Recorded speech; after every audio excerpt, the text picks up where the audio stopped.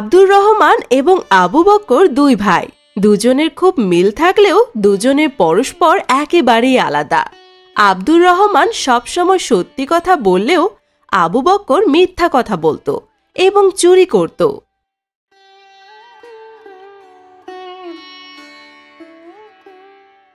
হ্যাঁ ভাই বক্কর, গতকাল তুমি ইংরেজি বইয়ের কত পৃষ্ঠা পর্যন্ত পড়েছ? তুমি কি 32 পৃষ্ঠার গল্পটি পড়েছিলে? আমার কি বলা উচিত হবে যে আমি সত্যি সত্যি গতকাল ইংরেজি বইয়ের গল্পটি পড়ে এসেছি?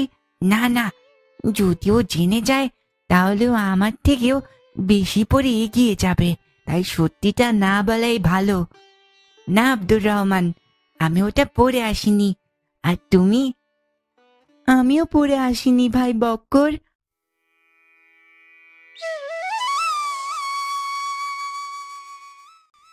আসসালামু আলাইকুম আমার ছেলেরা, তোমরা কি আজ তোমাদের মাদ্রাসার পড়া পড়েছো?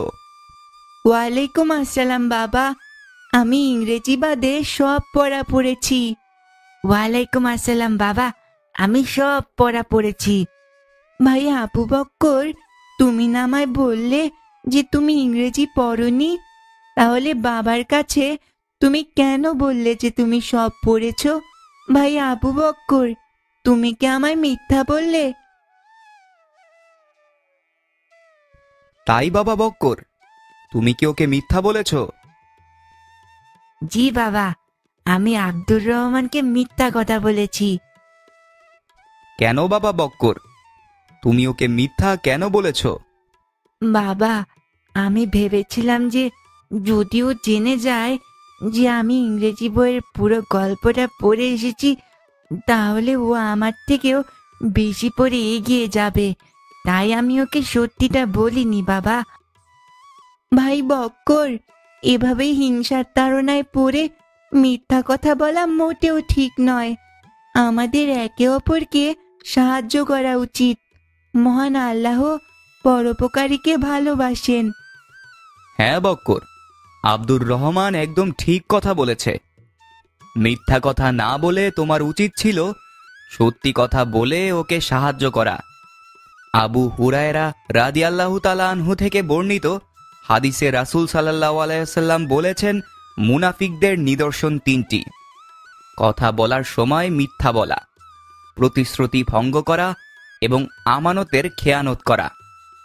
বুখারী হাদিস নং 33, মুসলিম হাদিস নং 59। ঠিক আছে বাবা, আমি আর আব্দুর রহমানকে হিংসা করে মিথ্যা কথা বলবো না। ঠিক আছে বাবারা, তাহলে চলো এবার আমরা পড়া শুরু করি, না হলে আজ স্কুলে গিয়ে তোমরা তোমাদের পরীক্ষা ঠিক মতো দিতে পারবে না। ঠিক আছে বাবা, চলো তাহলে শুরু করি। ঠিক আছে বাবা, চলো তাহলে শুরু করি।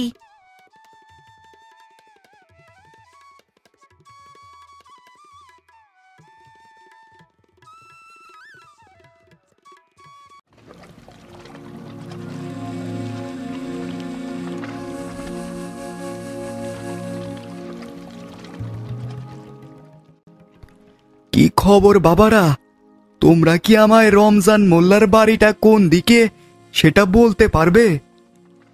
আলহামদুলিল্লাহ চাচা। চাচা, রমজান চাচার বাড়িটা তো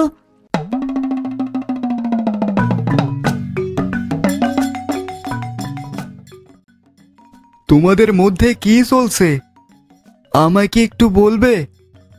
না না চাচা যান, ও একটু দুষ্টুমি করছিলাম। ওই যে চাচা, ওই দিকে। তুমি কি নিশ্চিত বাবা? ওদিকে তো আমি কোনো বাড়ি ঘর কিছুই দেখতে পাচ্ছি না। চিন্তা করবেন না চাচা, আমি নিশ্চিত আপনি একটু এগিয়ে গেলেই রমজান চাচার বাড়ি পেয়ে যাবেন। ঠিক আছে বাবা, আল্লাহ তোমাদের ভালো করুক। বক্কর, তুমি তাকে কেন মিথ্যা বললে? আর তুমি আমাকে থামিয়েই বা দিলে কেন? এখন যদি তিনি কোনো বিপদে পড়েন? আরে তুমি বাদ দাও তো, আমি দেখলাম যে উনি এই এলাকায় নতুন, তাই একটু মস্করা করলাম আর কি। কেন, তোমাকে বাবা সকালে বলল যে মিথ্যা বলা মহাপাপ, তাহলে তুমি কেন তা অমান্য করলে? আরে আব্দুর রহমান ভাই, আমার সকালের কথা বাদ দাও তো, এইটুকু মিথ্যাতে কিছুই হবে না। না, তোমার এই অভ্যাস ত্যাগ করা উচিত। যাই হোক, এখন চলো, আমাদের দেরি হয়ে যাচ্ছে তো। হ্যাঁ হ্যাঁ, চলো।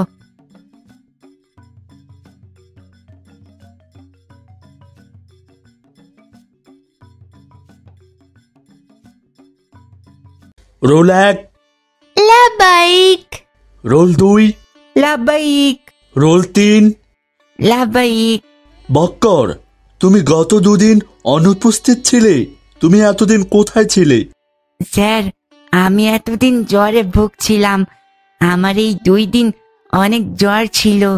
ও আচ্ছা বক্কর, আমি বুঝতে পেরেছি। না স্যার, আমার ভাই বক্কর মিথ্যা কথা বলছে। সে এতদিন ইচ্ছে করে মাদ্রাসায় আসেনি এবং সে আপনাকে মিথ্যা কথা বলছে। কি? তুমি আমায় মিথ্যে বলেছ? তুমি জানো না মিথ্যে বলা মহাপাপ? আল্লাহ তাআলা ইরশাদ করেন, আল্লাহর নির্দেশনা বলিতে যারা ঈমান রাখে না কেবল তারাই মিথ্যা আরোপ করে থাকে।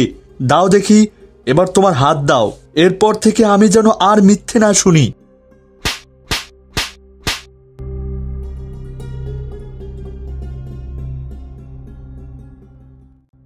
তুমি অনেক খারাপ আব্দুর রহমান, তোমার জন্য আজ আমি মার খেলাম।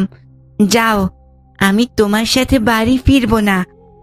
তাহলে তুমি কোথায় যাবে ভাই? আমি তো শুধু সত্যিটা বলেছি। আমি খেলতে যাব।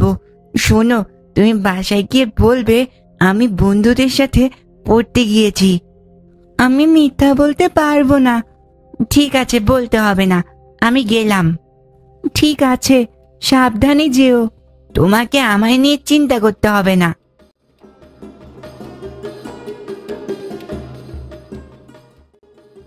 জানো বাবা, আজ কি হয়েছে? মা, তুমি কি জানো? কি কি কি কি হয়েছে? জানো বাবা, বক্করকে নিষেধ করা সত্ত্বেও সে অনেক মিথ্যা কথা বলেছে। দাঁড়াও, আজকেও বাড়ি আসুক। না, তুমি ওকে মেরো না, আমি ওকে বোঝাচ্ছি।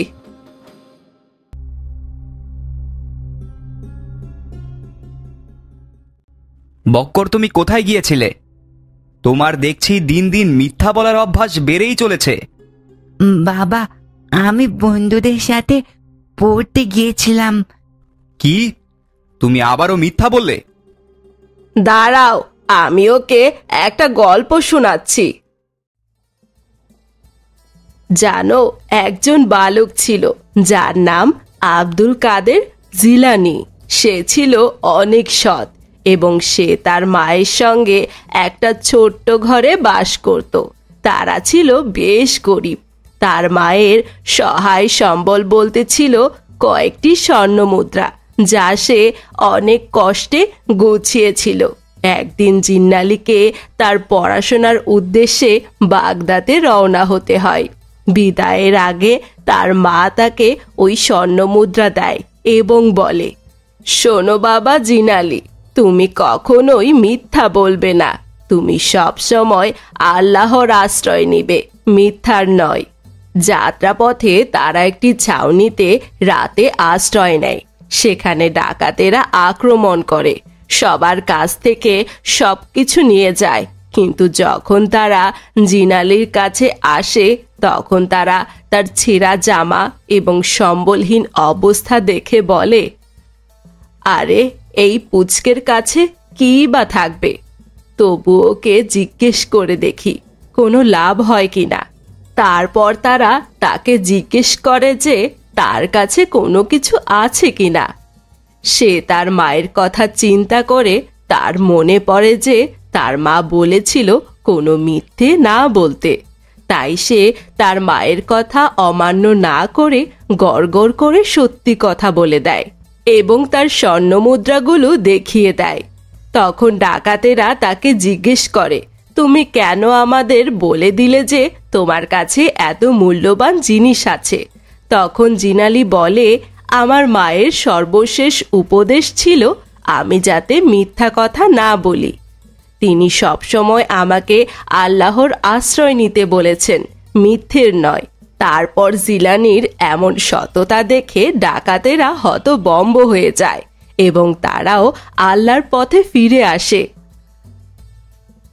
দেখলে বাবা আবু বক্কর, জিলানি এত বড় বিপদে পড়েও মিথ্যা বলেনি, আল্লাহকে ভয় করেছে। আর তুমি? হ্যাঁ মা, আমি অনুতপ্ত। আমি আমার ভুল বুঝতে পেরেছি। মিথ্যা বলা অনেক বড় পাপ। আজ থেকে আমি আর এমন করব না। বাবা বক্কর, তাহলে এবার তওবা করো দেখি। আস্তাগফিরুল্লাহ, আস্তাগফিরুল্লাহ, আস্তাগফিরুল্লাহ। বাহ, তাহলে তো সব মিটেই গেল। চলো ভাই বক্কর, আমরা খেলতে যাই। তার আগে একটা কথা শোনো ছোট্ট বন্ধুরা, তোমরাও কিন্তু কখনো মিথ্যা কথা বলবে না, কারণ মিথ্যা বলা মহাপাপ।